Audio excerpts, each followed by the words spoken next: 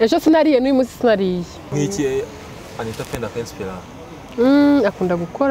akunda gukora ntabwo yita kuvuga ngo abantu baravuga ngo iki ya nibyo nawe nturyama ushobora kunyura mu inzira ushobora kuba waranyuzemo kugira ngo ube wagera hari 1% barabantu bagufasha arabisha vanga ushobora kuba waryamana n'umuntu kugira ngo bigereho reka 1% ni y'umugore nyagasani n'umugore niwe ukangaje cyangwa hari undi muntu ushobora gukora gucira mbere yo kugira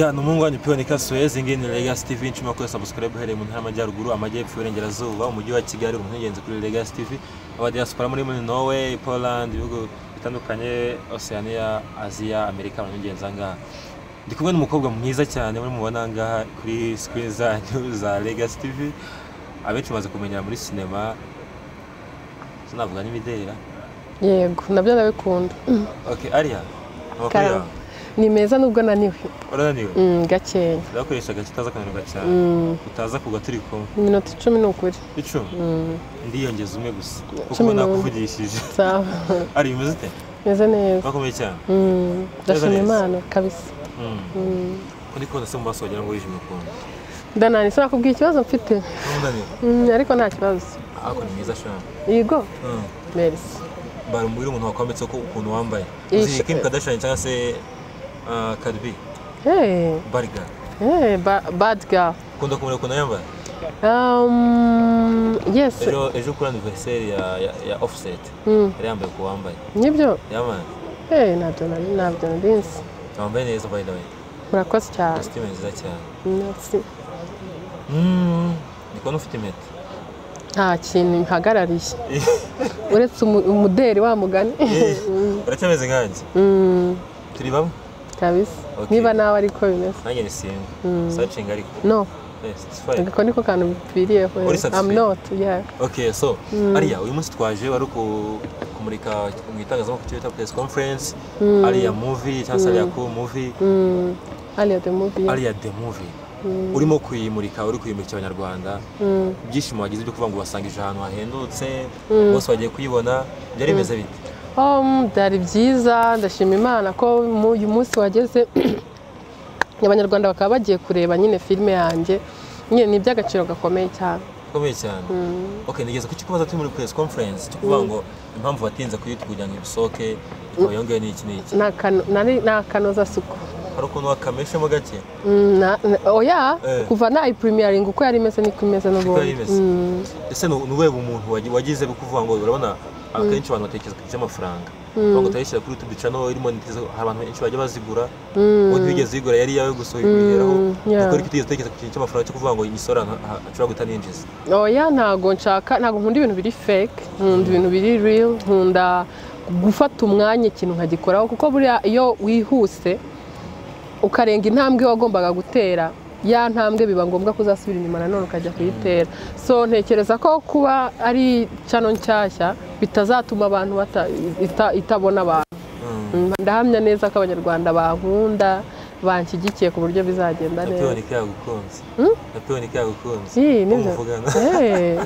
urakoze okay urimo kuyisohora hari byinshi twagiye tubonamo abakinnyi batoranyije ni watoranyije abakinnyi njyana igihe wakoze casting ujya kuba castinga nk'akantu wagendeyeho ni akahe akantu nagendeye nyine niba umuntu iyo ufite wanditse filime uba ufite ishusho ya buri muntu rero gukastinga uhita ureba umuntu macinga na ya role ushobora kumushyira cyangwa kuki wafashe Diaro ukamugira pasiteri koko ubona se atabibereye uzarebe filime urebe ukuntu Diaro yabaye pasiteri nayirebye makumyabiri ya mbere nayirebye byose sindakana keza wakoze rwose ako kaviyuzi ako kaviyu ni agakobwa gato keza akana keza akana gato okay so filime imaze gusohoka ni iki kintu ubona cyahindutse ku buzima bwawe kuva filime yasohoka cyangwa nungu nta kintu kirahinduka wenda kugeza ejo kizaba cyahindutse ejo utarishyira kuri YouTube sande hano wayikeneye bwa mbere atari kuri YouTube nyine uwo munsi ubikora bwa mbere yimurika bwa mbere kugeza n'ubu ngubu iyo nteri hagati interval hagati yimurika bwa mbere ni interval ishyira kuri YouTube niki cyakubaho cyangwa se ikintu cyarinjeho mu buzima bwawe? Ntayo, nta bintu bidasanzwe. Bidasanzwe? Nta challenge, yeah. Nta na kamwe? Nta na kamwe rwose, byagiye gutya. Bihita bigenda? Okay. Kamubaza akazo kanyuma kuri filime kugira ngo tuyivireho rimwe tujya ahandi. Ni iki none ubwira abakobwa bagenzi bawe bameze nkawe batinya kuvuga ngo twashira amafaranga mu bya filime? Urabona uwo twatuze ni Asia gusa bari mu bya filime gushyira amafaranga, hajimo weho uje mukurikiye, harandi bantu bakitinya abakobwa bavuga ati twabishobora. Iki ubabwira? Niba bafite inzozi nyine ntago bashobora kuzigeraho batazigize icyo bazikoraho nk'ukuntu nabivuze nyine kare, so bagira icyo babikoraho nyine nabo bizakunda. Ndamukunda, ni umumama mwiza, ni inshuti nziza. Yari kwe musenga gufata nyine iki gikora nk'ayo. Mba numva nyine nishimiye, mfite umugore ukomeye w'intwari iruhande rwanjye, nabyishimiye cyane. Yari kwe rero muri rusange mba numva ndi proud, nta kindi. Nk'iki Anita Pendo inspira? Akunda gukora, ntabwo yita kuvuga ngo abantu baravuga ngo iki. Nibyo. Aho nturyama? Uryama nk'amasangari? Njyewe iyo ndi nko mu Rwanda kubera abana, ndyama saa 6, nkabyuka saa 12 cyangwa saa 10. Bangahe? 2. Harimo agakobwa? Twombi. Twumva Nanjye. Oya ngo twatuvuga duto tumeze dushimishije. Nk'agato gafite imyaka ingahe? 6. 6? Bijya abahungu babyara muri batisimu? Abahungu bashobora kubyara umwana muri batisimu w'umukobwa cyangwa umusaza ntabwo bizi? Ntabwo ndi umusilamu, ndi umudivantiste. Umudivantiste? Akabyara muri batisimu uzakama? Okay. Ukomeje ukantu kuvuga ngo ko umumama ahita Pendo ni umumama nawe uri umumama, nk'iyo utashe mu rugo ukareba abana bawe, iki kigushimisha? Ikintu cya mbere. Icya kabiri, nk'iyo wagiye mu bindi bihugu byo hanze utari mu Rwanda, ujye ugira impungenge yo kuvuga ngo abana banjye bashobora kuba batameze neza nk'uko ndabakurikirana ubuzima bwabo bwa buri munsi. Mfite cameras mu rugo, iyo bari muri salo mba niko babona, bagiye kuryama, ibyo bagiye kurya byose ndabikurikirana. Byose ubireba? Okay, so reka tumenye nk'avuga ngo tujye Niger ngo haciye igikuba? Nta gikuba cyacitse. Fireboy ibintu wamukoreye? Nta kintu namukoreye. Ashobora kuba yaratashye bikabonanira? Yego. Life Nigeria imeze ite? Imeze neza, banyakiriye neza. Platini manye mute muri iyi minsi? Tubanye neza nk'ibisanzwe. Mufata nk'iki kuri wewe? Just a friend. A friend? Cyane friend?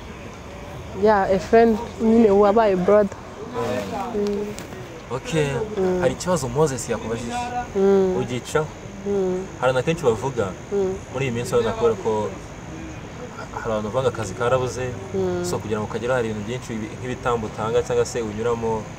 Moses yakubajije ngo ushobora kunyura mu inzira ushobora kuba waranyuzemo kugira ngo ube wagera hari 1% abantu bagufasha.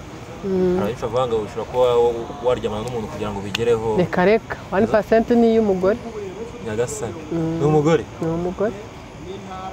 Niwe ukangajije cyangwa hari undi muntu ushobora gukora gucira mbere yo kugira?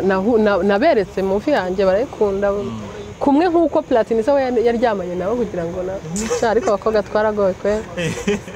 Platini abakimubaza? Okay, ahantu wigeze ushobora kubaza nk'ibyo ngibyo akabisaba? No. Mu nzira yawe? No. Ndatinyitse njyewe, nta muntu wapfa kuza kumbwira ibyo bintu. Okay, ngambwira ukuntu abonye umunsi dusoza. Uyu munsi nyine ni umunsi udasanzwe, umunsi abanyarwanda bari bubashe kureba filime yanjye, ni umunsi mwiza, ni umunsi ntazibagirwa kwa. Basabe na subscribe. Subscribe on my YouTube channel. Yitwa Isimbi Alia Cool. Please go and subscribe on my YouTube channel, please. Alia, wananiwe? Ndananiwe. Iyo tugiye gusoza kuri Legacy, tugira akantu kubaza ibibazo bitatu. Jesus, ntabwo bitatu nabirangiza nuko. Challenge usubiza amasegonda nk'icyo gatusoza. Okay. Ndakubwira icyo cyambere uragisubiramo. Uransubiramo ngo tu sais que je sais. Tu sais que je sais que je sais ne sais rien. Tout ce que je sais, c'est que je ne sais rien. Ok. Tout ce que reka ngende. Wese yasigaye ibiri. Icyakabiri iki ngiki. Umuntu avutse muri 90, ngo afite imyaka ingahe? Afite imyaka 20. Muri 90?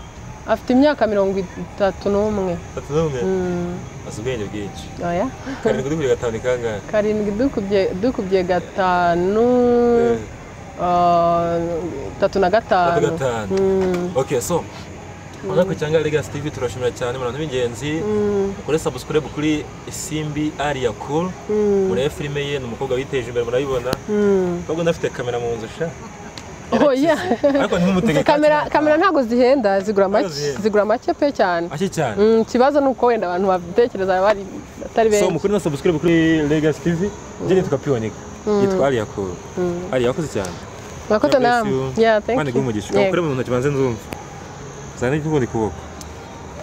Okay, that's it. Yeah.